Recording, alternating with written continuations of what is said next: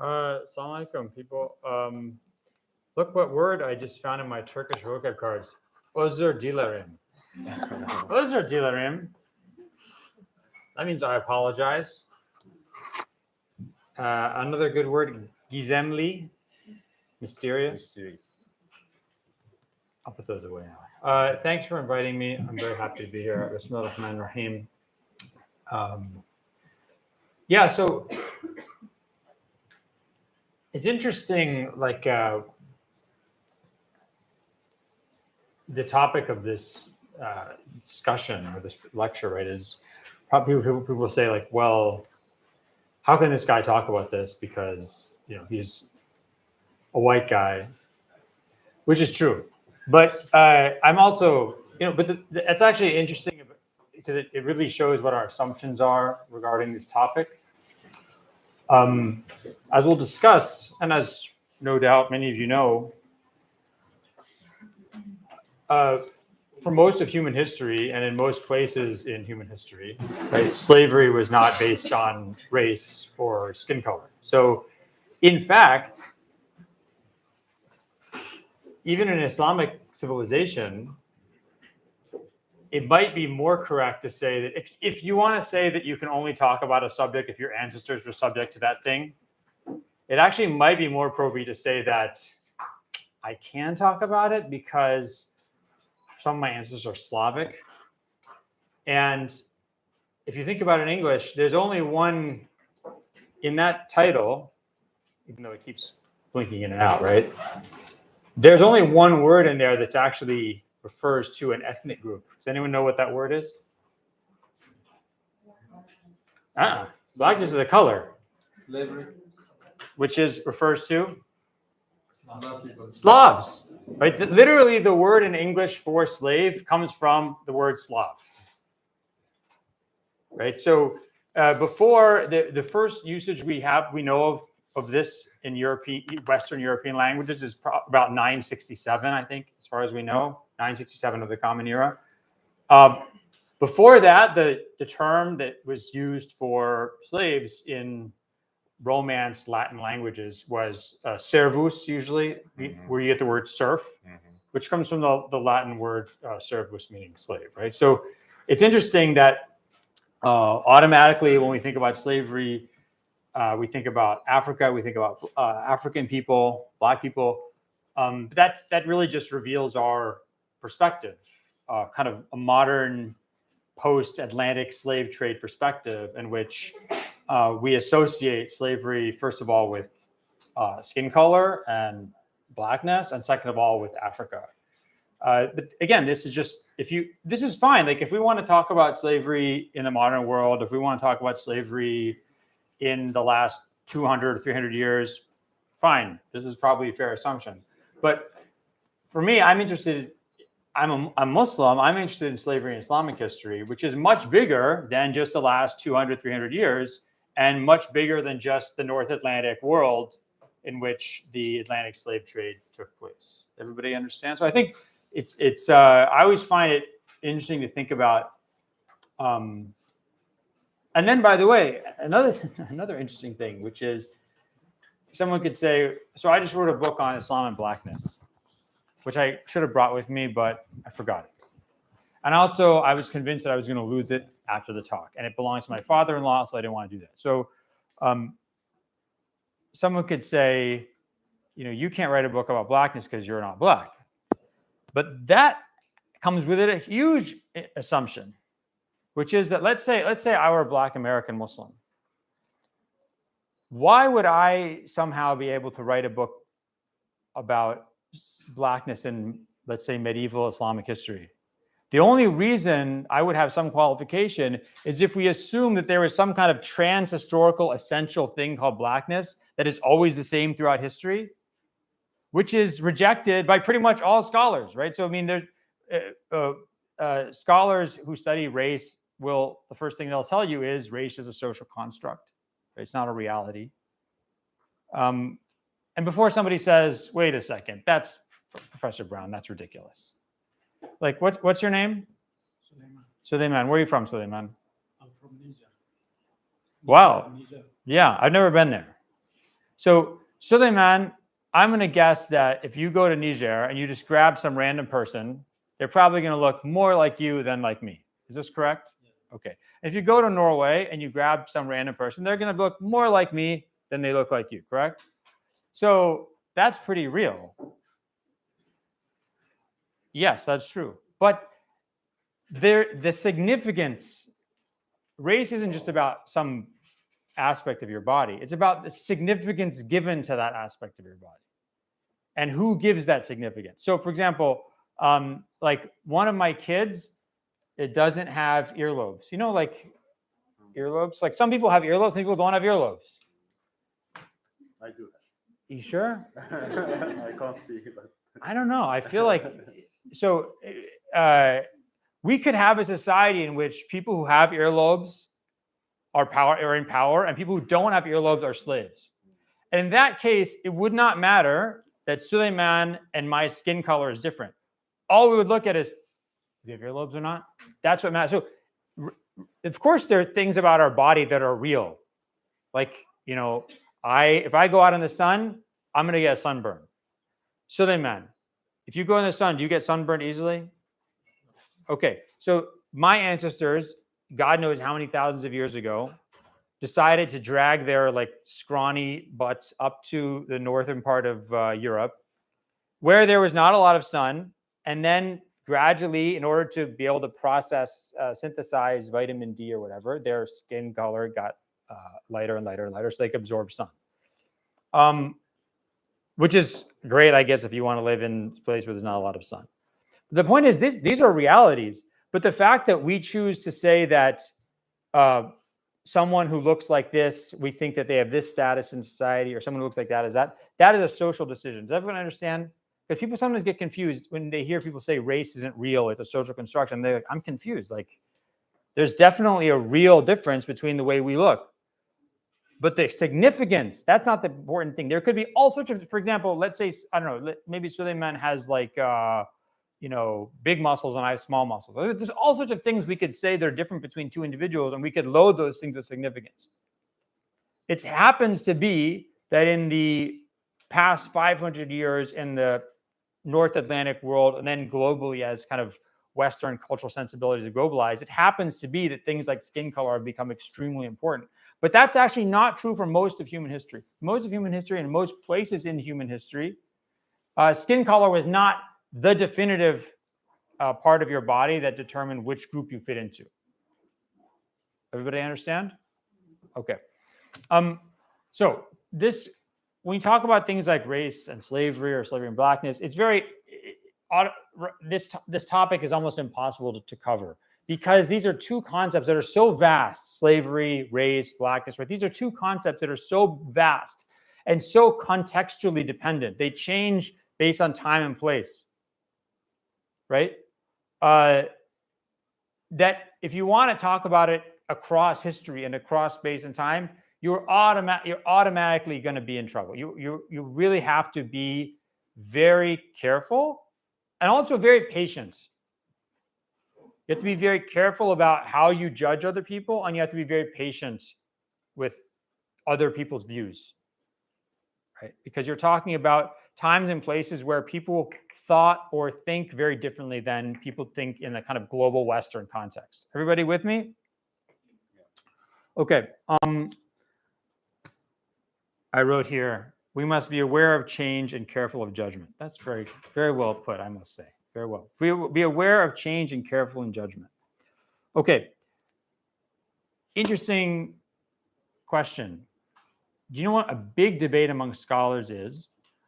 If race actually is something we can talk about before the 14th century. So there's a lot of, maybe the majority of scholars who study race in world history really think about race as something that, as an idea, emerges in Iberia, so Spain basically, in the 14th century.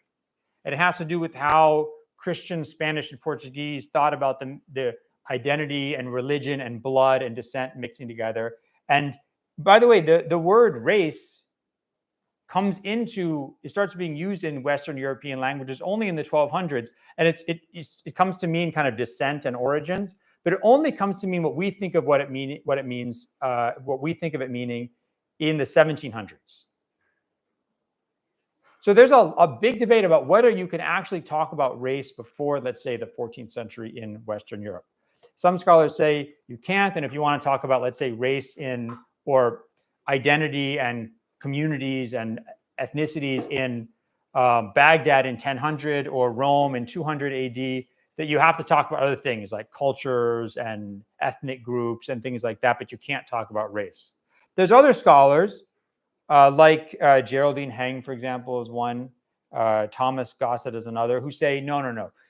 Yeah, maybe there's some changes that happen with concepts of race in the Middle Ages in Western Europe, but before that, we still talk about groups, origins, descent. So we're still talking about someone's body, where they come from, and that some mixture of where they come from and their descent or their ancestry and their bodies has to do with who they are, what their personality is like, where they fit in the social ladder. But my point is, there's a huge debate about whether you can even talk about race in, let's say, medieval Baghdad, or if that's an anachronism, if that's anachronistic. Everyone knows what the word anachronism means. Anachronism, something that's out of place in time. Like talking about, Harun al-Rashid having a cell phone or something like that. It's an anachronism. All right.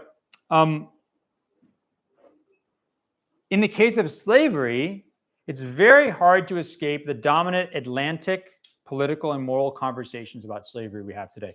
I kind of already gave an example of that, but it's very important. You can see, if you're interested in slavery as not like doing it, but if you're interested in studying it, I condemn doing it.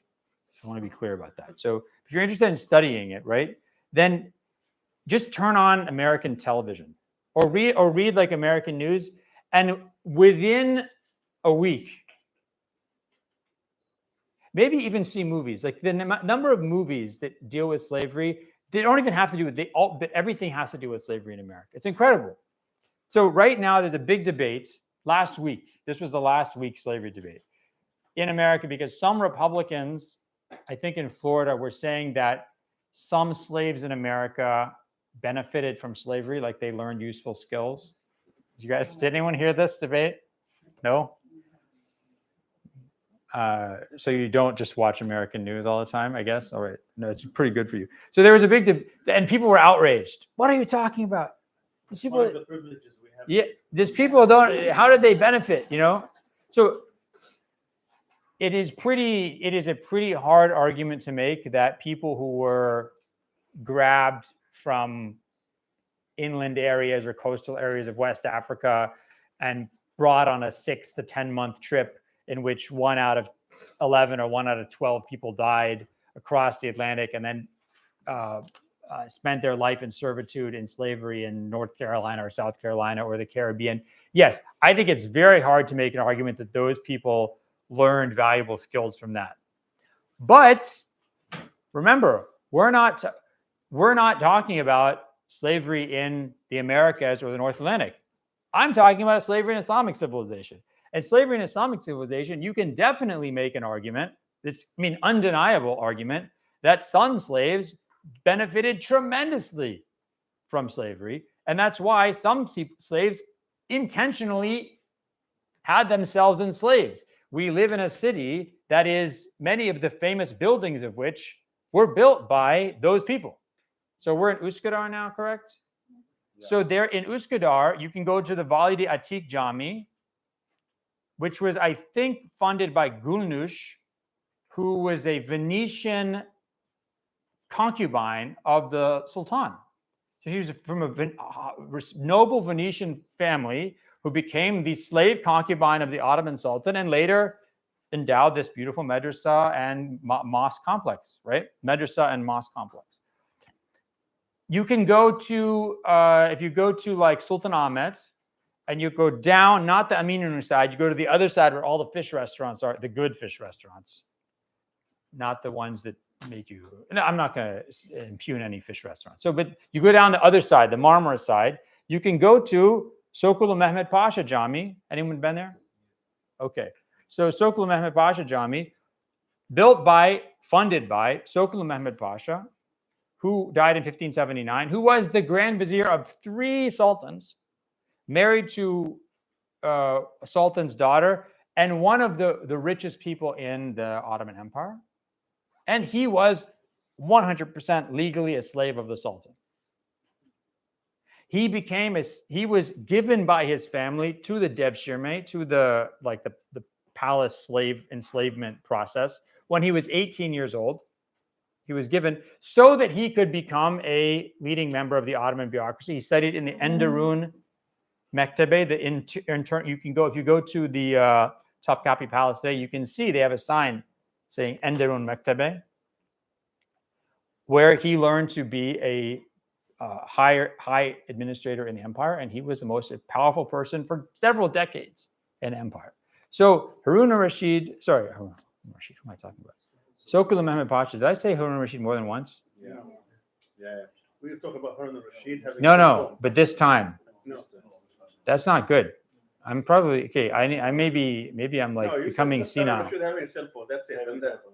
Okay, good. Because I've been forgetting like actors' names recently, and it's really concerning me. Like I couldn't remember Nicole Kidman's name the other day. I was very upset. But my kids asked me who was Tom Cruise's prior wife, and I was like, she's Australian. Okay. Yeah, maybe make room for better stuff. So point is, Sokulu Mehmet Pasha. You can go to Rustam Pasha Jami on the other side by the Misr Bazaar. And Rustam Pasha's probably either Bosnian or Serbian family, Christian family. I think his family might have been pig farmers. That's the story. He also became a very powerful person. Obviously became the Grand Vizier and endowed this gorgeous mosque, right? So my point is that in the U.S., this discussion, if we just are constrained by the kind of American Western discussions about this topic, we are not only are we artificially constrained, but we're also going to make errors. We're going to do things like deny that some families wanted their children enslaved so that they could become senior members. Sokulu Mehmet Pasha's cousin and nephew also became Grand Viziers after him. So this was like a family business. Sokulu Mehmet Pasha hooked his family up. That's why he was put into this service, right?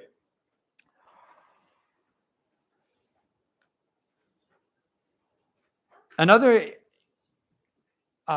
area of discussion, which I think just shows how the political and like social pressures around this issue prevent us from being accurate, is when people talk about modern day slavery. Anyone ever heard of modern day slavery? People love to talk about this, like on, yeah, they'll say, oh, the modern day, people who work for Walmart are modern day slaves or something. So there are organizations, some of the same organizations that work to end slavery in Britain and the United States in the 1700s and 1800s still exist, and they work to end modern day slavery. And they don't talk about slavery today as like a metaphor. They don't mean like, oh, I've been working so hard, I feel like I'm a slave. No. They say there is actually slavery today, even though it's not legally recognized. And there's lots of debates about the definition of what slavery today is. So some people say it's, forced labor with no pay under threat of violence. Forced labor with no pay under threat of violence. But of course, then there's debates. Is it no pay or just a little bit of pay? Because you guys followed the whole World Cup drama. During the World Cup, it was always like, oh, Qatar is having slave labor or something. But is it really slave labor if someone's getting paid? Well, but they're not getting paid enough. Well, is it really slave labor if they agreed to come and work? Yeah, they agreed, but they are being mistreated, right? So the point is, there's lots of debates about the definition of slavery today. What exactly constitutes modern day slavery? And the definition changes. So the same people who wrote, let's say in 2006 about modern day slavery and said, I won't name the person because I don't want to make them feel bad, but in 2006, they wrote that prisoners in American jails are not slaves because, you know, they're paid for their work. In federal prisons, you have to work in American prisons, but 13 cents an hour. 13 cents an hour, which if you're probably working in the Gulf, they'd say that's slave labor. But the point is, they said this, the scholar said this is not slavery. 10 years later, same scholar says, I think I have to reconsider. I think it is slavery. Did American prison system change at all in 10 years? No. Did the conditions of these prisoners change in 10 years? No. What did change? A movie called 13th came out. It became cool for rock stars and people, rappers, to talk about how like prisoners are slaves in America. This became like a kind of cool and edgy thing to say. Now suddenly it's politically allowed to talk about and maybe even cool to say. And suddenly you can start talking about, like in, who saw Thor Ragnarok? What's your name? Are you from Niger? No, Uganda. Really? I've never been there. My dad went there. Is anyone from Kenya here? No? Because I'm trying to get a Kenyan currency for my currency collection. Don't worry about it. Okay. So in Thor Ragnarok, nobody saw this? Amr saw it. Okay. You saw it. So there's a scene where this guy, played by Jeff Goldblum, is like this, has this kind of gladiatorial combat he has. And he's all these prisoners and they rebel. And the person comes and says, sir, the slaves are rebelling. He says, shh, don't say that. He says, what? Just don't say the S word. And she says, okay, the prisoners with jobs are rebelling, right? The point is, even in Hollywood movies now, they're starting to make jokes and comments about how people who are in prison are really slaves. My point is, this is, so much of the discussion is actually political, about our political environment, our social environment. It has nothing to do with the people that we're talking about in the present or the past. Another good example of this is if you have, if you go to like white people in America who are like maybe not such big fans of black people and really big fans of white people, you could call them white nationalists maybe, or white supremacists, or just people who live in like a lot of parts of the South of the United States and in rural areas of the United States, you will often hear stuff like, my ancestors were also slaves. White people saying my ancestors were also slaves because they were indentured servants. This is true for me, actually. So one of my ancestors was an indentured servant who came to Virginia in the 1650s. In indentured servants, by the way, do you know what the punishment for indentured servants running away was? In Maryland, it was death. In Virginia, it was mutilation. Now, those people agreed. So that ancestor, whatever his name was, he agreed. I agree that you will pay my trip to Virginia. I will work for you for 10 years, and you can tell me to do whatever you want. After that, I'll be free. Okay, but the point is, some white Americans say, you know, black people talk about how they were slaves. Well, our ancestors were slaves too. And the response to that usually is, that's horrible. How can you compare what you're the suffering your ancestors went through with the suffering what their ancestors went through? Your ancestor chose to do this. Their ancestors did not choose to do this. Like Malcolm X said, you know, we didn't land on Plymouth Rock. Plymouth Rock landed on us. Correct? Is that actually a quote he said? He said that, right? Yeah, okay. I was in the movie, so I want to make sure. My point is, but here's the thing. According to modern day definitions of slavery, if you look in like the global slavery index every year that comes out every couple of years, the biggest, if one of the biggest, if not the biggest groups of modern day slaves today are bonded laborers, indentured servants. So you see how like the definition of slavery is, when we look back in time, we say those white people weren't slaves, but the same people who are objecting to white supremacists saying our ancestors were slaves because they were indentured servants, those same people are the ones who talk about there being modern day slavery today, when the majority of the people they're talking about are indentured servants. You can't have it both ways, right? So if you want to say that indentured servants are slaves today, Indentured servants in the past were also slaves. So you can see like how complicated the discussion is, and how much what is politically and socially acceptable determines what we say, what opinions are allowed to, what opinions are acceptable or laudable, and which ones are considered repugnant. Okay, having said all this, I have a question. Who came up with the idea of calling people white and calling people black?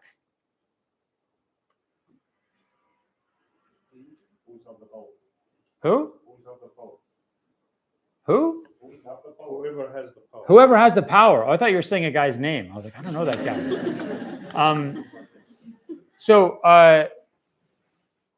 I mean, when you go to, if you look in, oh, did we have the? Yeah, we have. Let me. Right. I forgot all about this. I don't know if we'll get the. I'm going to open folder in which there are the images you sent to us. Yes. Okay. The exact images. Yeah, but how do we make those big? How do we make them take up the entire screen? Oh, and then you just go like this? Yes. Okay, sorry, that's Sokolu Mehmed Pasha there. He's got a pile of heads in front of him. He's got several piles of heads. This guy is not weak. This guy is extremely powerful. So soldiers are getting rewarded for the number of heads they brought him. This is during the conquest of part of Hungary. Let's see. Here's another. This is from a 13th century, 12th century copy of the Maqamat of al-Hariri, a famous literary work. This is a scene in which a slave is being purchased. The slave is on the left. Does that slave look, what does that look like? Where does it look like they're from? They're Turkic. They're a Turkic slave, right? That's interesting.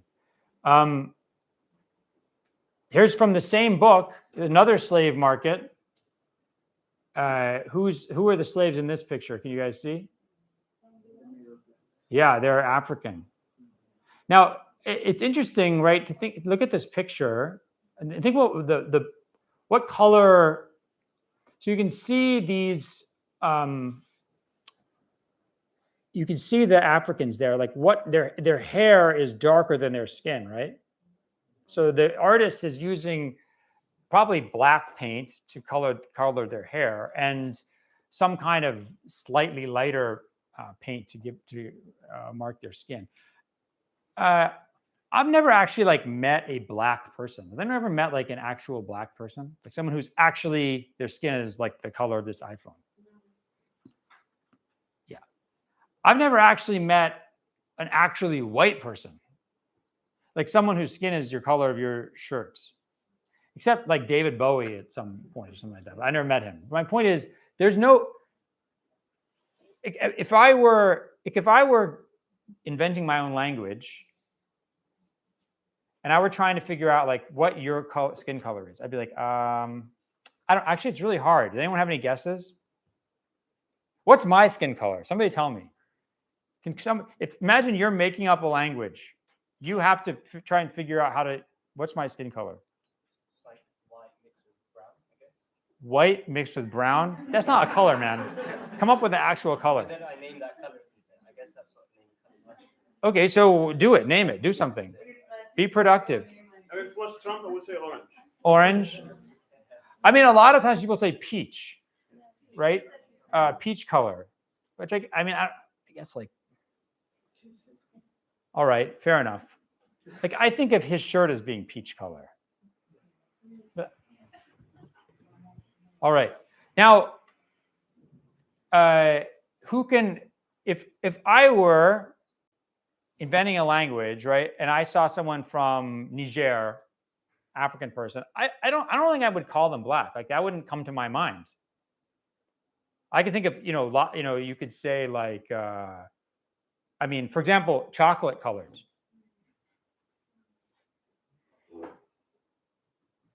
Can anyone think of problems with this method? What happened? When did human beings, when did Europeans and people in not the Americans get chocolate? After 1492, right? So after the discovery of the Americas. Before that, chocolate's off the table. You can't use chocolate. So what else can you use? Let's say, by the way, you live in a place where there's no peaches. So now you don't have peach. I think maybe what if you describe it as opposed to the others, so like whatever we are, so whatever Americans are, whatever isn't that is black instead. So you're not specifying a color, Yeah. but you're saying anything other than us Is black. is black. Yeah. That's actually an interesting approach, which is oddly correct, but that's not the point I want to make right now, right? My point is, if just think about this, where did the idea of saying people are white and black or brown or red comes from? It's almost, I don't think anyone actually knows the answer to this, but one possible answer is that when you look at language development, so if you go back and do linguistic studies of how languages develop over time, right, they seem to start out with two colors, which is black and white, or like light, dark, black, white, hot, cold. Then they develop a third one. So imagine this, day and night, right? Light and dark, that kind of makes sense. And then what's the third color that develops? Red. So you got light, dark, red, the stuff that comes out of our bodies, blood. Then blue, green, mixture of the same letter, the same word for blue and green. So if you want to talk about like blue, you talk about like sky, this color. And if you want to talk about green, you say grass, that color or something, right? Colors like brown actually is almost the last stage of language development. So it might be, this is just a theory, because I don't think anyone really knows the answer to this, but it might be that at the stages in which people are like going out and encountering lots of different ethnicities, that they don't have like the actual colors available to them. So they do things like black, red, and white, which are among the most common when you talk about identifying people. Like brown is a very late development in human languages, basically, is what I'm trying to say. And if you think about it, there's not a lot of brown things out there, right? There's kind of dirt is sort of brown colored, I guess, sometimes. Tree trunks are kind of brown colored, but it's hard to think about things to point to when you talk about like a dark brown color, which is interesting. So I think one of the reasons that people start using terms like black and white is because they don't have a lot of other color naming abilities or color naming tools at hand. Okay, who decided to call white people white? White guy. He said, whoever has the power. That's kind of true. For a long time, at least in the Western Hemisphere, who had the power? Sure.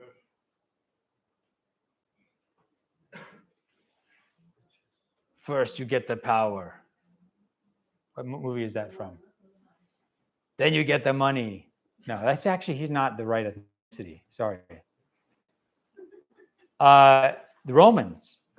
So as far as I know, the first people to talk about, like, to say that people who are basically, imagine like a typical Italian guy, which probably also looks a lot like a typical Turkish guy and a typical Greek guy, a typical like North African guy. So a typical Mediterranean person, that was, Romans called this albus, white person. Do you know what they called Northern Europeans? Like people who were from Germany or Ireland or Britain? Good guess. They were barbarians, but what did they talk about their skin color being? It wasn't white. Remember, the Mediterranean look is white. They were what's called pallidus, pallid, or candidus. Is pallid color. So it's interesting that the original white people is like a Mediterranean, we'd call now like kind of olive skin look, right?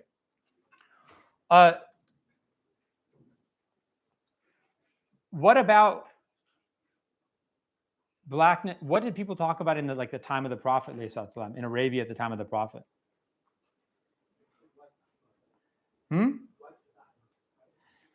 So if you wanted to talk about people, and this we know from early Islamic history and hadith collections and things like this, the best evidence we have, and I wish I had this. Do you have is there internet on here? Yeah. Can you look up Yeah. Qaryat, Qaryat, Qaryat al-Faw.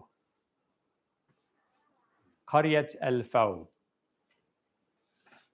QAR, Qaryat, YAT.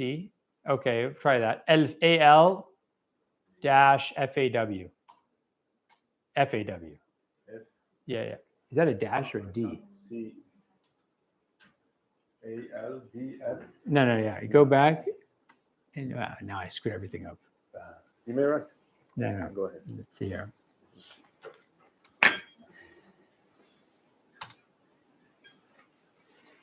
Okay, where's the mouse? Oh, here's the mouse. Uh-huh. Okay, let's do. Go down. You want to see images? Yeah, I don't see that. Let me click on it. That's what I was gonna do. I was happy. I was gonna be proud to demonstrate my Turkish knowledge, but it didn't work out. Okay, let's see here. There's the image, but it's not a good one. Here we go. This is interesting. This is probably from maybe 1st century of the Common Era.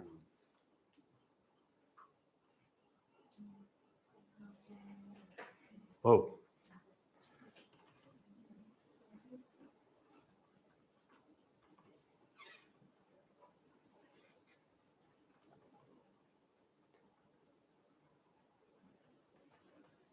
Okay, maybe you can go and see if you can find that image. Yeah. Let's go back.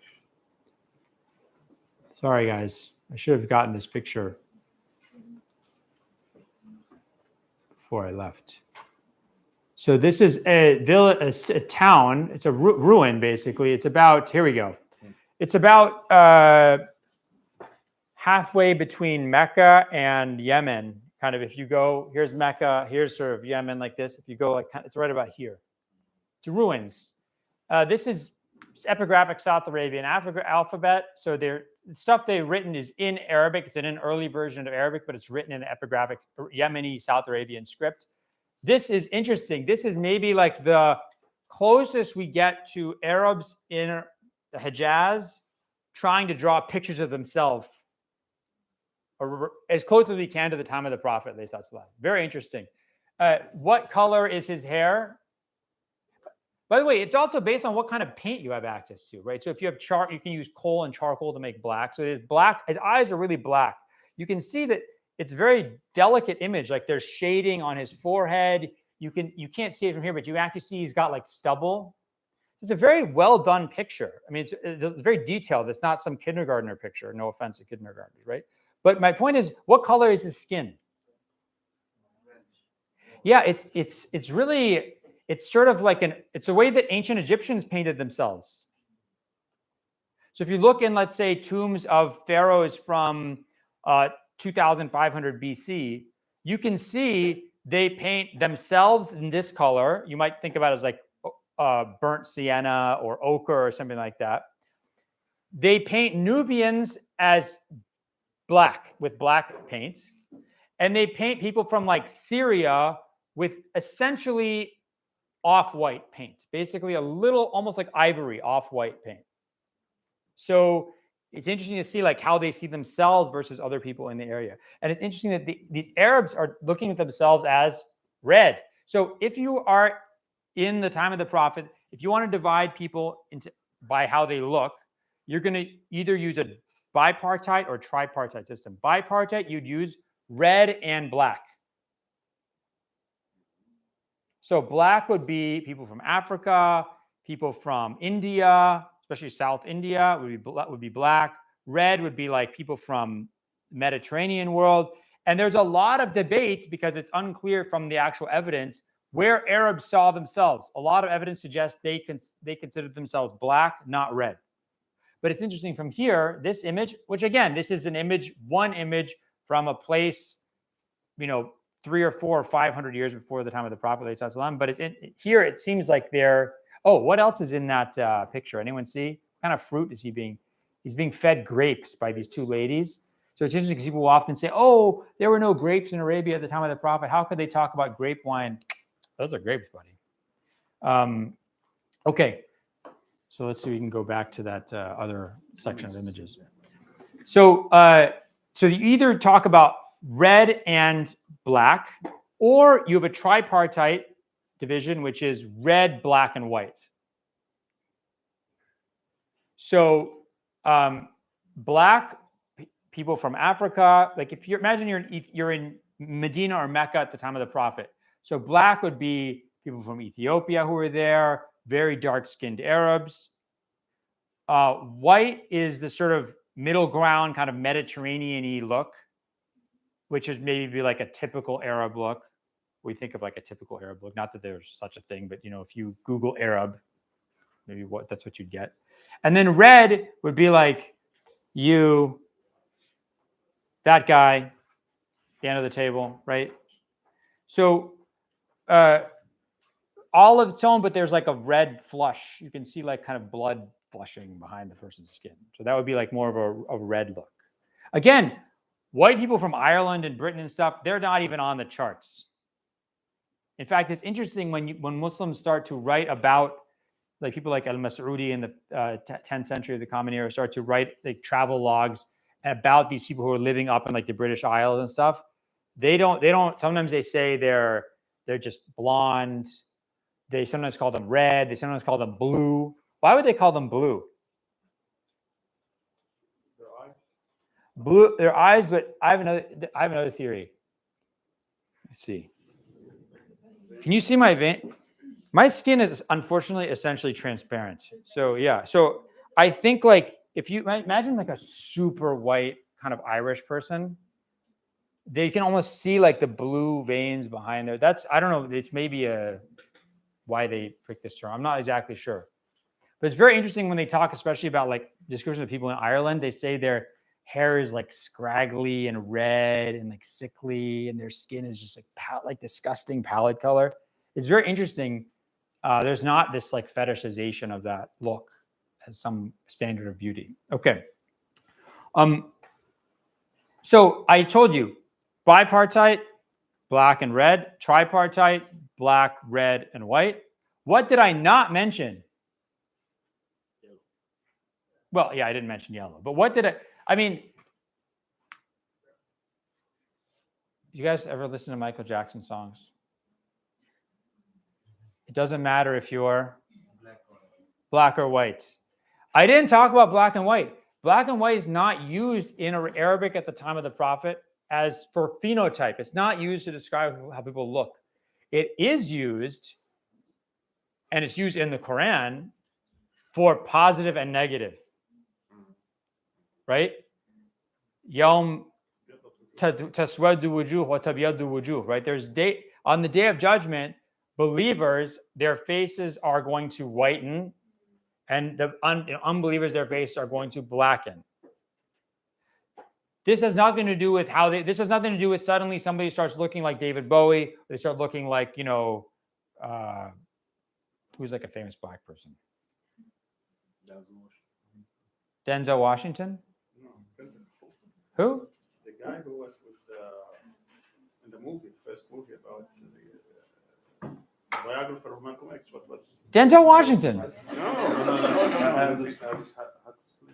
No. This is a ridiculous discussion. Okay, my fault. The point is that people don't start looking like a black person and a white person today, right? Kunta Kinte? Yeah, that's Lavar Burton. The actor is Lavar Burton. Well, actually, he was played by Lavar Burton, who later went on to play Geordie LaForge in Star Trek.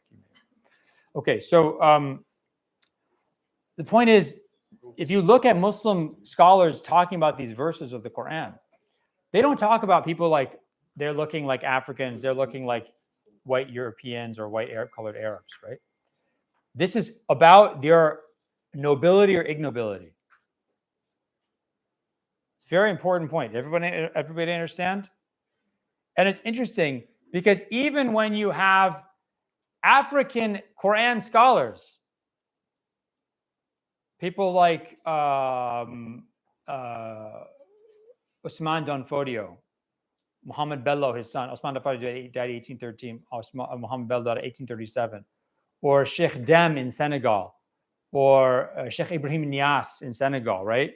In their tafsirs of the Quran, when they come into these verses, they don't say, oh, what is this? So everybody looks like me in hellfire. I'm so offended. No, this is not, no one associates this with your earthly phenotype. In fact, Allahumma salli ala Muhammad, Fakhruddin al-Razi, he died 606, 1210 of the Common Era, says, this is sawad yukhalif sa'ir anwa' as-sawad. This is a type of blackness that is not, it's different from any other kind of blackness. It's not the earthly blackness. And it's not the earthly whiteness. So when you see early Arabs in their poetry talking about someone is like abyad al-wajh, white of face, it doesn't mean he's a white guy. It means they're noble. If someone says, may God blacken your face, it doesn't mean may God make you look like African person. It means no, may God ignoble you or insult you. And yes, people did talk about people being black and white, but as I said, when it came to phenotype, there was if you're using black and white, it was part of a tripartite, where you had very light skinned people were red, medium tone people were white, very dark people were black. Okay. How much more time do I have? It's been 46 minutes. Maybe you can. 46 minutes. From when I started? Okay, that's fine. I can do this. Yeah. People, I'm on vacation. Okay, it's August. Yeah, so I'm grateful you're here. So the variety, where most slaves in Islamic civilization, where were most of the slaves drawn from in Islamic civilization? Three main groups. Balkans? Oh, which three main groups? The first group was mainly Persian and Turkic. Persian and Turkic. Second, Slavs. Maybe people from like what's now southern Russia, Ukraine area. Third, Africans, Black Africans. So again, it's very interesting. When we looked at these images, okay. This is, okay, this is interesting. This is an engineering book written about 1300 of the Common Era in the city of Mardin, city of Diyarbakir, today in southeast Turkey, southern Turkey. And it's a scholar named Al-Jazari. He had an idea. This is an automatic wine pouring machine. Which is what does your local ruler need? What does every local? What do you get the ruler who has everything? An automatic wine pouring machine, right? So what this does is a paper mache jariya. Jariya means female slave. 8 times an hour, it will come out of the closet, and the little thing will pour the wine in, and it will offer wine to the person who wants the wine. It's an automatic wine pouring machine.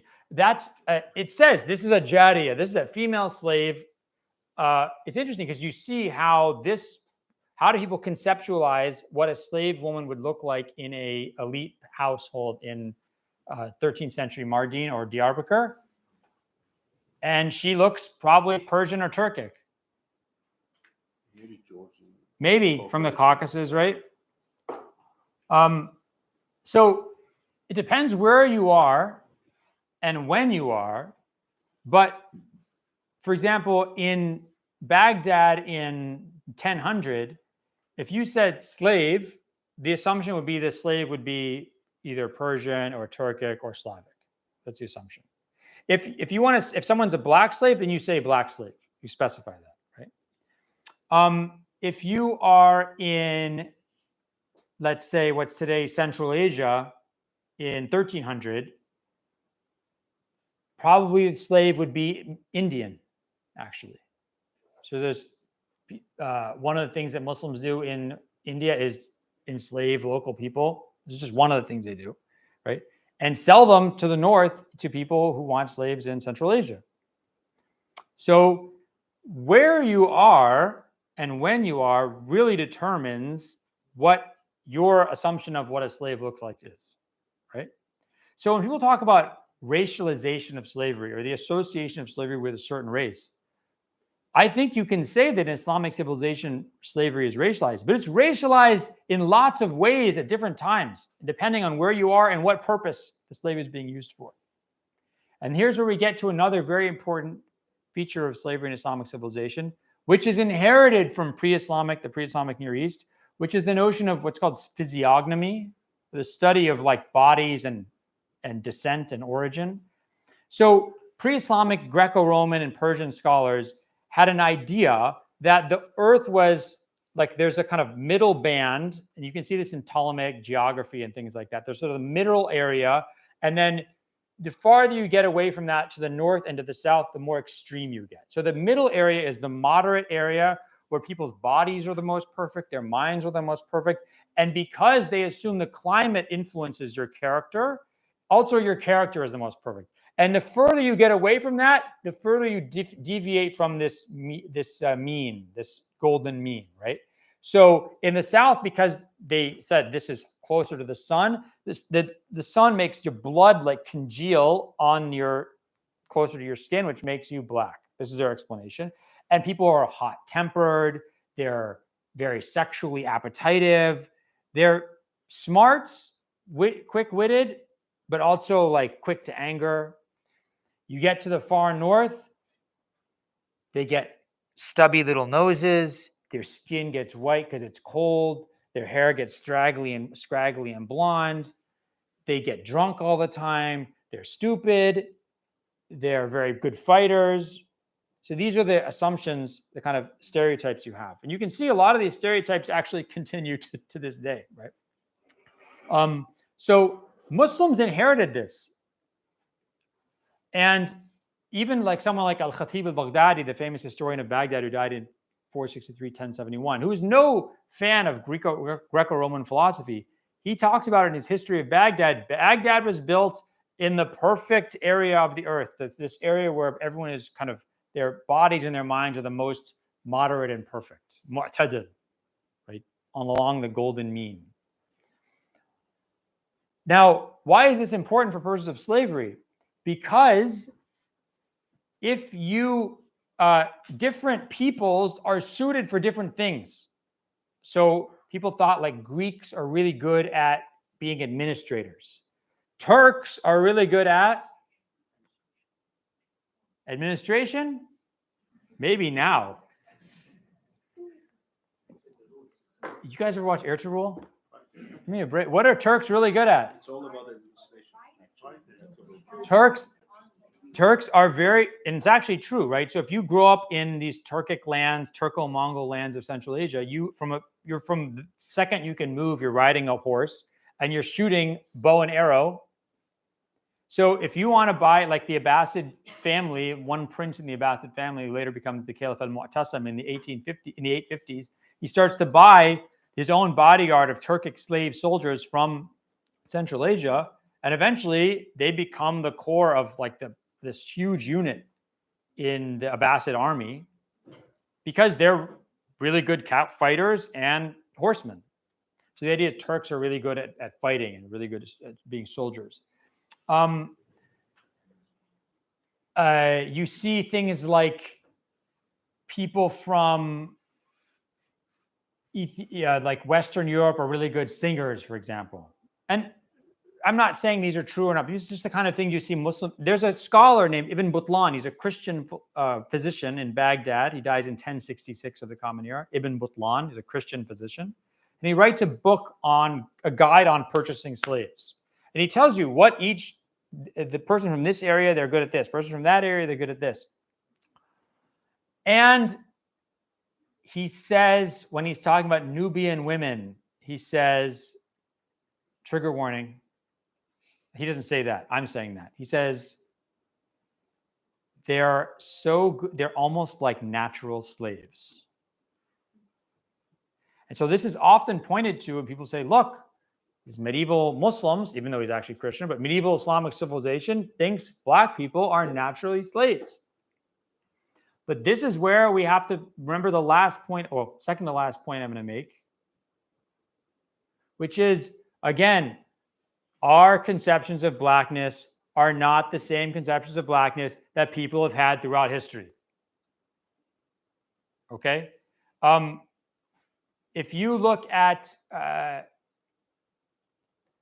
question, how do we define if someone's black or white today in this world? I mean, skin color, obviously, hair, right? Skin, hair, facial features.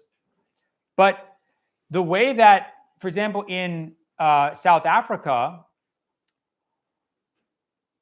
if you're mixed race, you're called colored. This is still what people call terms that are used, but this is during the apartheid period, but it's still used, right? So there's the colored community, which are people who are mixed race. Black people are like darker than colored people. And then white people are people who are only have white ancestry. They don't have any mixed ancestry, allegedly. In America, if you're mixed race, at least you appear that way, are you white or black? Black, right? So if you're not white, if you're even a little bit black, then you're black. Yeah, so Barack Obama is black, even though one parent is white, one parent is black, right? Interesting. Why is this the case? But it's interesting. The one-drop rule is only actually ever comes into action in Virginia in the 1920s. Before that, most states that have rules on this, and they developed these rules after the Civil War, it's usually 1/8. If you're 1/8 black, then you're black. Like Hitler did with the Jews. Yeah. So why is it that if you're a little bit black, you're black and not white? I mean, why don't they put it this way? Why is it okay to enslave Africans, according to American slave owners? Why is it okay? Because they're naturally slave-like. Now, so it's okay. Remember, they're getting criticized for this, right? So it's okay for us to enslave these people because they're naturally slave-like. Now, let's say you start having sexual relations, illicit sexual relations between white slave owners and their black female slaves until you get children who are mixed race. Are those people free or slaves according to American law and Roman law, right? They're slaves, right? They're slaves.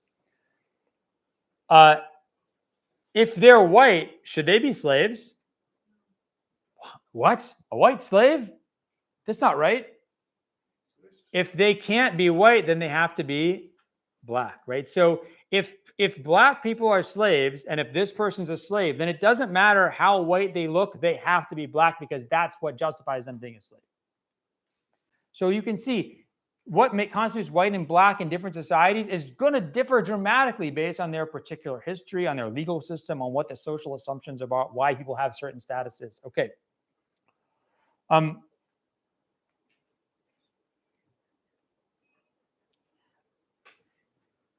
We have to be very careful when we look at the past that we're not judging things quickly and just based on our own understandings.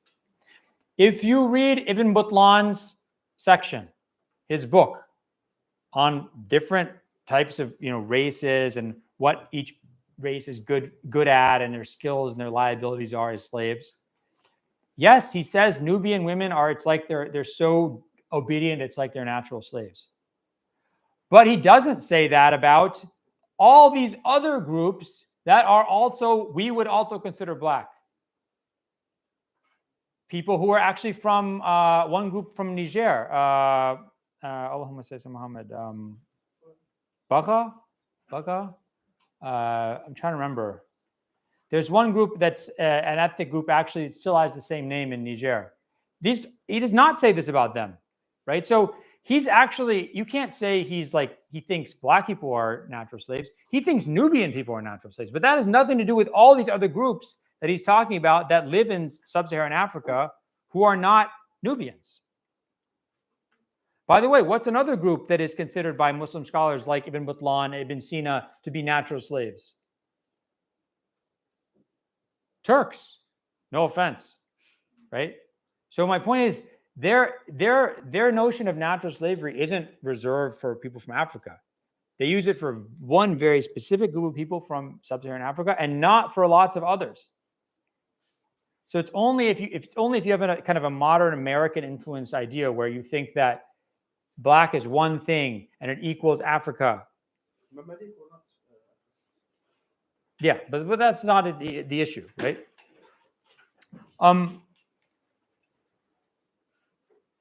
One of the most important things to keep in mind is that in pre-modern Islamic civilization, there was not one understanding of just black people, right? There were people talked about three main groups. There was Sudan, which means black people, which is basically people from what we can think of like the kind of Saharan and sub-Saharan West Africa, kind of a belt across like the Sahel region. Then there's Habash, which is Ethiopia, basically the Horn of Africa, Ethiopia and Somalia. And then the third group is Zanj, which are people from farther down at the African coast from the Horn of Africa and then inland in East Africa. These were three dramatically different groups. Does everybody understand? So when we talk about what, let's say, some 15th century scholar in Egypt thought about black people, you have to specify which group he's talking about, because they have very different, they see these groups as being very different. They see different ethnic groups. They talk about, let's say, different kinds of Ethiopians, different tribes of Ethiopians. They distinguish between these groups. They don't all think of it, just lump them in as black people. A good example of this, and this is the point I'll end on, has to do with, let's say, notions of beauty. Right? Is black beautiful, or is black ugly? So this scholar, Ibn Abd al-Baqi, he's from Medina. He's a Medinan scholar. We don't know exactly when he died. He dies in the late 1500s. He was the khatib, one of the khatibs in the Prophet's mosque, alayhi salam, in Medina. He writes a book called, what is this? Allahumma say someone. I forgot the name of the book, but it's a book on the virtues of Ethiopians. Yeah, it is, but I can't remember the exact name. It's a book on Mahasin al-Hubush, the good aspects. This whole book is basically love poetry about people from the Horn of Africa. He's obsessed with them. No, not Ibn al-Jawzi. This Ibn al-Jawzi died 1299, and sorry, 1201, and he wrote a book called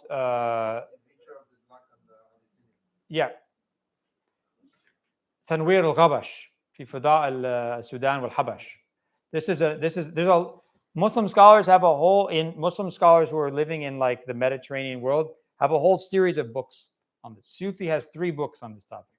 Suyuti's concubine, from whom his son was born, her name was Ghusun. She was Ethiopian. The famous Egyptian scholar Suyuti, who died in 1505.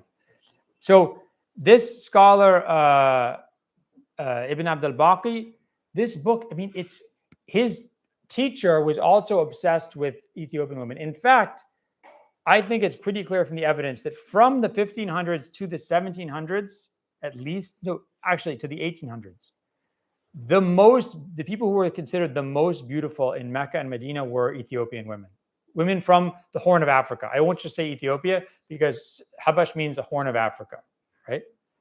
These were the most beautiful women.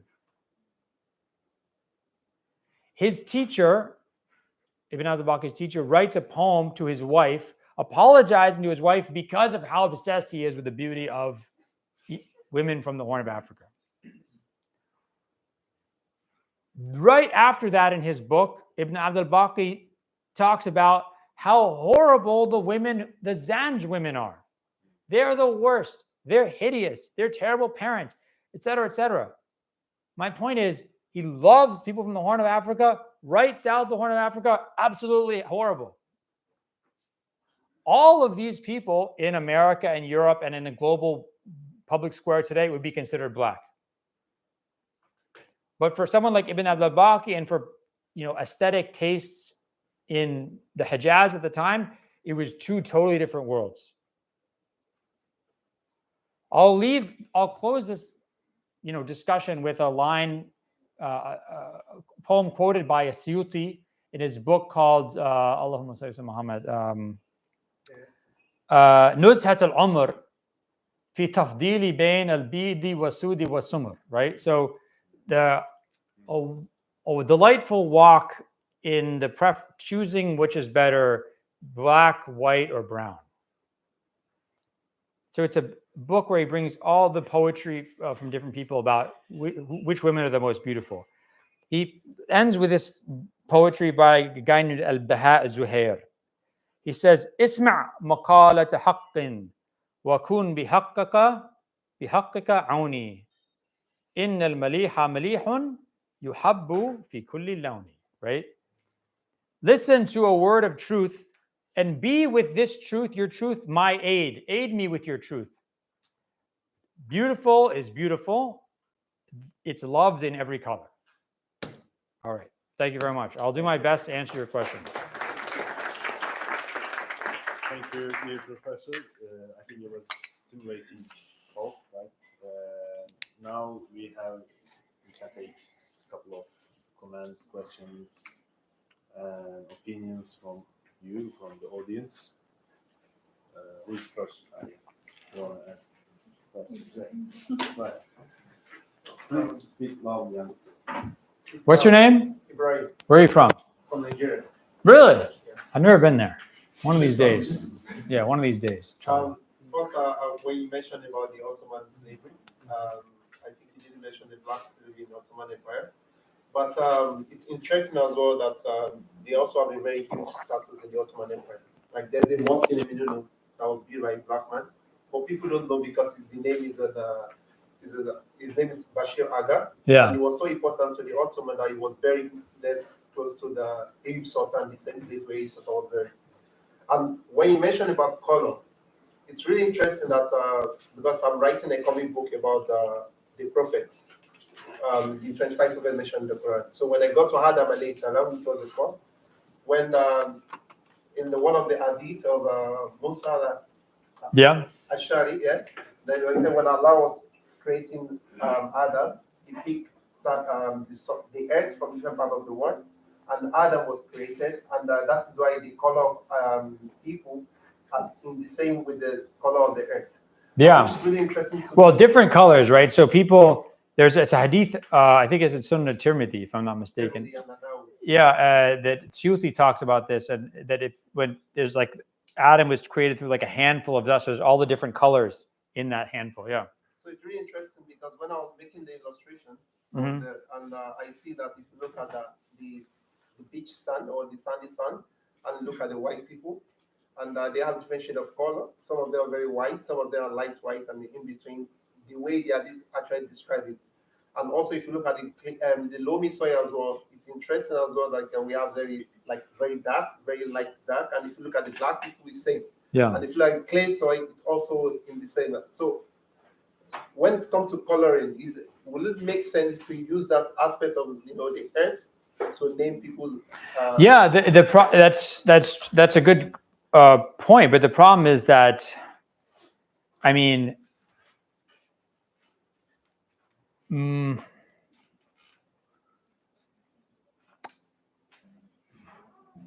I'm way out of my expertise here, but my guess is that most languages don't have like a lot of different words for different kinds of earth. You probably use color naming four like red earth, black earth, gray earth or something, right? So I don't know if like linguistically there's a lot of like enough material to actually use different kinds of earth so you could talk about a clay, but then there's different kinds of clay, different color clay. So I mean, I think like even sand, like you said, there's different color sand. We would just say like red sand, black sand, yellow sand, right? So it's not like, if like a fruit where you have, we associate like strawberries are reds, you could say, or, plums are purple or something, right? So it's not like you have that association between a color and an element. It's a really interesting question. What languages do you speak? What's your native language? Yoruba, yeah. So one thing that I did this, and it's in my book on Islam and Blackness, as an appendix. And if any of you are like linguists and want to do this, I can't believe no one's done this. As far as I know, no one has done this, and it's like the greatest project I can imagine, right? One thing I did is I tried to talk to speakers of people who live in Africa south of Sahara in as many languages as possible. Either look at research on those languages or give a survey to native speakers of that language and ask them, what is the color? Like, for example, what is the color of this? What's the color of this in Yoruba? Now they say black because of the colonization. They say black. They say black. But when they refer to skin color as well, they have different kind of shade of color. But if people from like let's say the brown color with the but it means that someone that is brown. That means people among those two, they have light skin. Yeah. Like the same people as Arab as well, because of the Yoruba. So we have shade of color for those. So one of the things that's very interesting I've found in this surveys is that in but in many languages in Africa south of Sahara, what language do you speak? Do you know what languages do you know? Hausa. Okay. Wow. Fulani is a very difficult language. Wow. SubhanAllah. What about you? I forget where you're from. Uganda. Lugandan. And you are Bugandan. No, yeah, I'm Buganda, yeah, from Bantu. Yeah. So this is really interesting. Like, if many of the languages, the word for like you could say someone's skin is black. And then the same word you could use for like, oh, this is a black day. This is bad, like bad news, black day or something. But there's this color black doesn't have that negative association. So in English, we think that like, if black metaphorically means something bad, then that necessarily means anytime it's used to describe somebody, it's also a kind of insulting. But other languages will use the word black to describe like metaphorically something bad, but then talk about their own skin colors being black. And there's no relationship between the metaphoric bad meaning and the kind of descriptive color, which is very interesting. So such a great, someone should do a study on like all the languages of sub-Saharan Africa and try and like look at how this works in the language. Okay. Yes.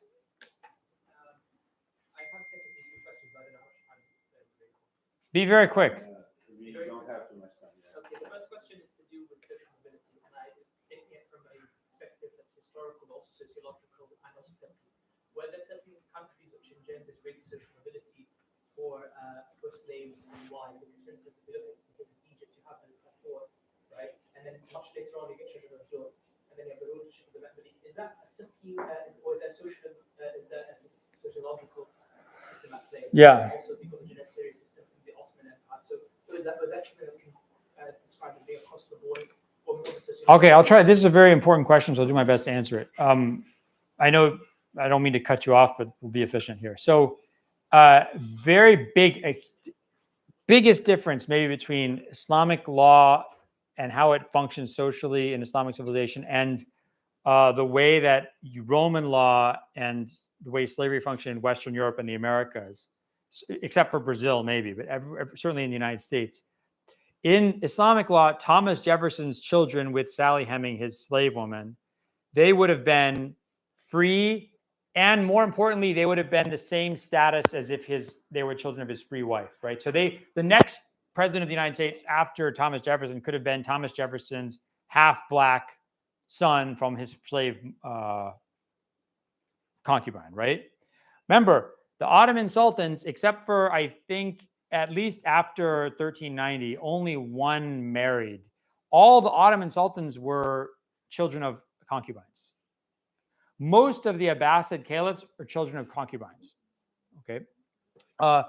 In Islamic law, and this goes back to the very beginning of Islamic law as we know it, it's actually not in a hadith and it's not in the Quran. It's very interesting. It's not clear where this came from, but it just was always the case and no one disputed it, which is a child born if a man owns a female slave and he has a child with her, the child is free and this has same social status as if he or she were born of a free mother. And the slave woman, when he dies, well, first of all, he can't sell her anymore. And when he dies, she'll be free.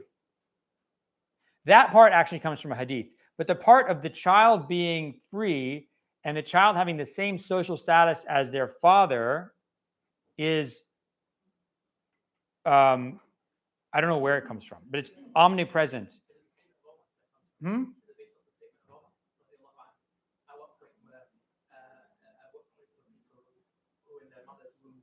Oh, Ibn Omar. Yeah, I don't think so because that's.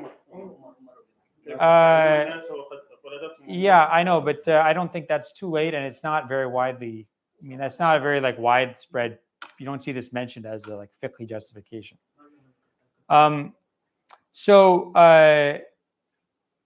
This is very important because what it means, it's extremely important. So one of the reasons you don't see a lot of, let's say, a abolition movement amongst slave populations in Islamic civilization is for a couple of reasons. This is my theory, and it's mentioned, it's alluded to by other scholars, but as far as I know, no one's. I mean, I'm making this argument. I think it's correct, but it's not a well-established argument, right? But is one, if you're walking around Cairo in 1300 and you see someone who looks black, they could be a free black person. They could be a slave. They could be the son of the Sultan and the Sultan's African slave woman, in which case that guy is extremely powerful, right? So someone's skin color has nothing to do with their status. If you're walking around Virginia in 1750, the state of Virginia in 1750, and someone looks black, they are a slave. Okay, that's it. If someone's white, they're free. And laws developed to make sure of that. In Cairo, in Delhi, or any other place, what someone's skin color is does not tell you what their status is. That's very important. The second thing is, because of the Quran and the Sunnah's absolute obsession with emancipation, absolute obsession, unprecedented, as far as I know, unprecedented in world history, the obsession of the Quran and the Sunnah of the Prophet with emancipation, Muslims are constantly freeing slaves, constantly. Which kind of ironically means they have to keep buying new slaves from Turkish lands, from Slavic lands. So it's Islamic civilization is this vacuum cleaner, sucking people in, because people are constantly freeing their slaves, creating a need for more slaves, right? The point is, if you're a slave in Islamic civilization, you are probably going to be freed in a couple of years. So, whereas if you're a slave in America, in the US, you're a slave for life. And by the way, if somehow you're freed, you're still at risk constantly of re-enslavement because all black people are soon to be slaves. So something like 12 years a slave is not some weird thing that happened. Black people were free. Black people were constantly at risk, even in northern states, of losing their status in the United States. Okay.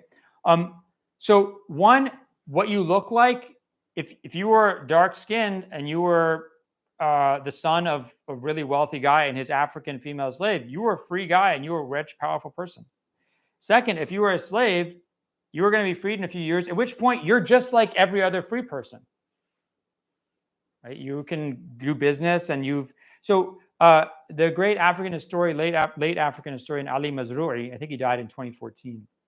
he talks about this as ascending miscegenation. Whereas in the US and in the Americas and in Europe, if there's a mixture between or coupling between a slave, male slave owner, or female slave, the child goes down into the slave population, into like the lower class.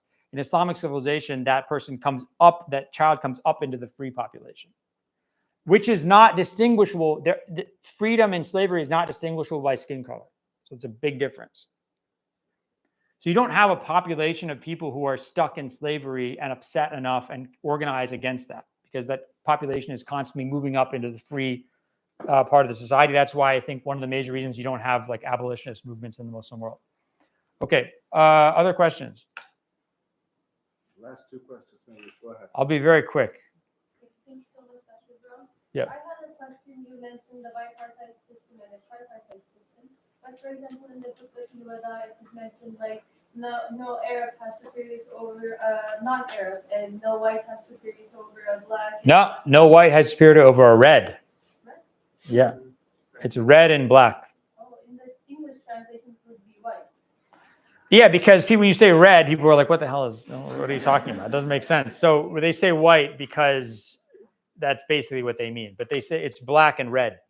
So in the original, it said red. Yeah, black and red, yeah. Translated as what? Yeah, it's black and red in the Arabic. Al-Ahmar wal-Aswad. And Musnad Ahmad ibn Hanbal. Yes. But we translate the same into Urdu also as Pali and Gole. And I don't know, even if it's red, but the black is also used. So it means that there's a conceptualization of a skin color that is black at that time, and there's a distinction between the black and the red at that time as well. Yeah. So I mean, look, it's not rocket science, right? If you put me and a black guy together, you're going to say that these people look different. Yeah. there's a discriminative element in society that is present on the basis of skin color. This is a very important point. I also want to make. I'm trying to like shoehorn all these important points into the Q&A, which is if you have, why is it that, okay, who's name in the companions of the Prophet, name me someone who's black. Bilal, okay. Anyone else? Abu Dhar, no, he's not black. No, Suhaib is white. Osama bin Zayd. Zayd bin al-Haritha debated, but Osama, his son, Osama bin Zayd. Amr bin al-As. Safwan bin Umayyah.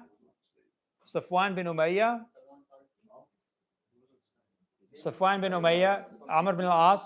According to some reports, Omar bin al-Khattab. No. You got to read my book. You have a copy. Okay, so the point is why do you never hear people talk about, let's say, Amr bin al-As being black? Because it didn't matter. Because in Arabian society, you are defined by your father's tribal identity. What? Yeah, because he's a slave. So no one sits and says to Amr bin al-As, you black person.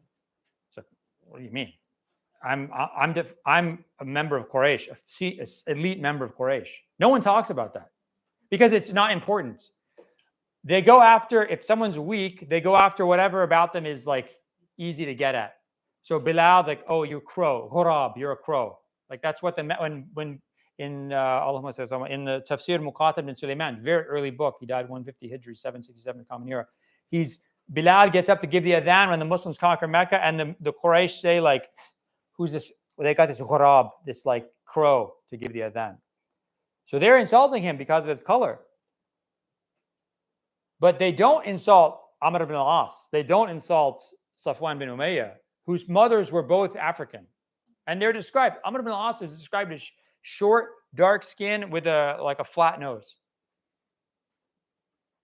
You never read about this because it doesn't matter, because his identity comes from his father's tribal identity. We know Bilal had trouble getting married. Who had more trouble getting married than Bilal? According to the number of stories, double the amount of trouble that Bilal had getting married. Anybody want to guess? Salman al-Farsi. Salman al-Farsi had even more trouble getting married. Because what matters in Arabia at the time of the Prophet? Does it matter what skin color you are? If your father is important, that's what matters. And Salman was also a slave from Persia. With Bilal, they make fun of his skin color. With Salman, they'd say, "Anta Salman ibn Min." Like, who's your son? Tell us your ancestors. You don't have ancestors. We know our ancestors. You don't know who your ancestors are. You Persians don't have this. He said, "I'm Salman ibn Islam." Salman, the son of Islam. So that's why it's important when you read stories in the time of the Prophet. You'll see things like when the Muslims go to Egypt. And they conquer Egypt, and there's a delegation of Muslims who go and they meet the Melkite bishop of Alexandria, essentially the administrative leader of Egypt at the time. And the main guy is, I think, Abu Ubaidah, who's very dark-skinned. And the bishop said, "Who's this black guy talking to me?" And they say, "Well, he's wiser than us. He's more pious than us. We respect him. And blackness is not something that is bad amongst us." They say blackness is not something that's bad amongst us. So if blackness is not something bad amongst us, why do they insult Bilal because of his skin color? It's because he's a slave. If he were a free person with high standing, they wouldn't talk about his skin color. They just go at whatever they can for the slave or the weak person. They just pick on whatever like makes them an outsider. It's being an outsider that's bad. If you're an insider, it doesn't matter what color your skin is. If you're an outsider, it doesn't matter what color your skin is because you're still going to get attacked. Thank you for contextualizing that. And I just wanted to ask, the question I wanted to ask you was regarding some comment that you're closing on social media regarding blasphemy against the Prophet. And if you'd like to contextualize. Blasphemizing against the Prophet? Blasphemy is said at one time. I don't care if people insult. Do I have to talk about this? No, You don't have to. But my life is like a giant trail of things I have to apologize for. I mean, I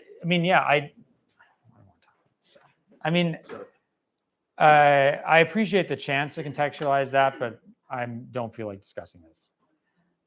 Thank you. Anything else, or do we have to leave? Just about because a lot of people didn't get the institution of slavery.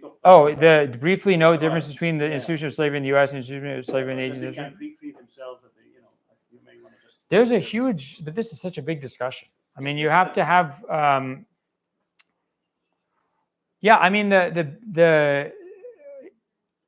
So people in slavery in Western Europe and the U.S., in theory, they could buy their freedom, but it's very rare. And in the late 1700s, actually even in the late 1600s, in slave states in like Virginia, Maryland, and farther south in the U.S., they passed laws making it extremely difficult for a slave to be able to purchase their own freedom. Whereas in Islamic civilizations, it's very common for people to purchase their own freedom. In fact, a lot of times it was contractual. It was called mukataba, and this is mentioned in the Quran. So like in the Ottoman Empire, like the Suleymaniye Mosque, everyone's been there, this was built by laborers. Some of them are free and some of them are slaves. And they're all paid the same amount. So the slave is getting paid just like the free person. Okay, how does that make sense? Well, this is how it works. If I'm a slave owner let's say I'm living in like Galata or something, I have like 10 slaves. I'm like, guys, listen, you go work on the Suleymaniye. Every day you're going to get paid like, I don't know, 200, whatever they have, okay? You give me half or 2/3. Every day I get 2/3. You keep the rest. And in 5 years, you will make enough money to buy your freedom back. And this is an agreement. Now it's an agreement. I'm contractually obliged to this. So those guys go and they work and they save money up and they buy their freedom after 5 years. It's very common. So this is how, Islamic civilization is very big and very long period of time. But one generalization I think is accurate is a lot of slaves were actually bought as investments, right? So you buy someone, and then they go and work, and they do things like they're a carpenter or they rope maker or whatever, and they just give part of their salary to you, and then eventually usually it's anywhere between 3 to 10 years, they buy back their freedom. It's very common, very, very common. Also, the obligation, they cannot be tortured, they have to take care of them, they have to practice the religious. There's a lot of other things, not just. Yeah, I mean, in Islamic law, you can't force your slave to change their religion, for example. So even if they're Christian or Jewish, you have to allow them to practice their religion. You can't make them change their religion. You can't punish them more than you would punish like your child or something. You can't discipline them in a way that's unreasonable. If you do, then the government has the obligation and the right obligation to force you to sell that slave or to oblige you to free the slave. This goes back to the Sunnah of the Prophet.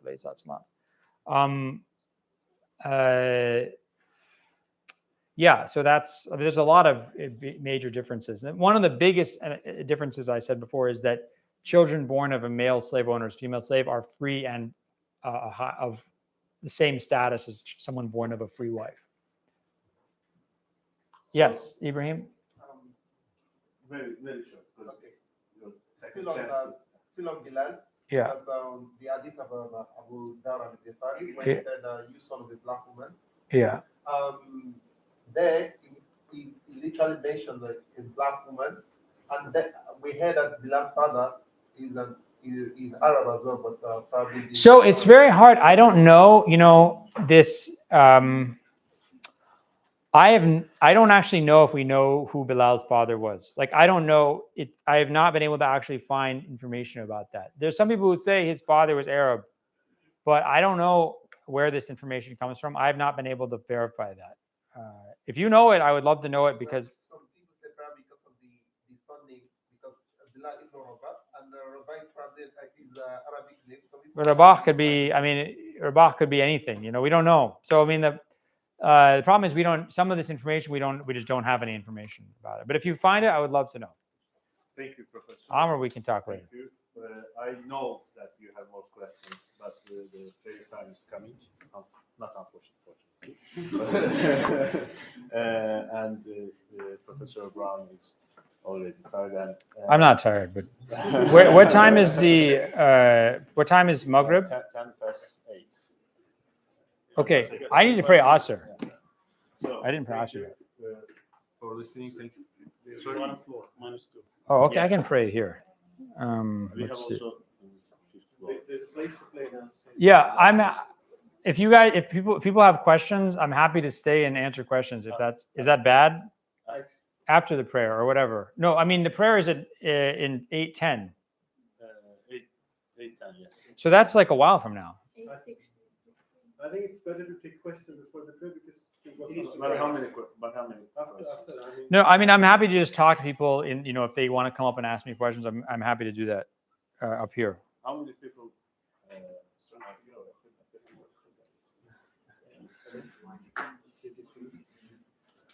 It's like this. So we are also going to have a dinner. Yeah, but I mean that's after the prayer. Yeah. So before the prayer, okay.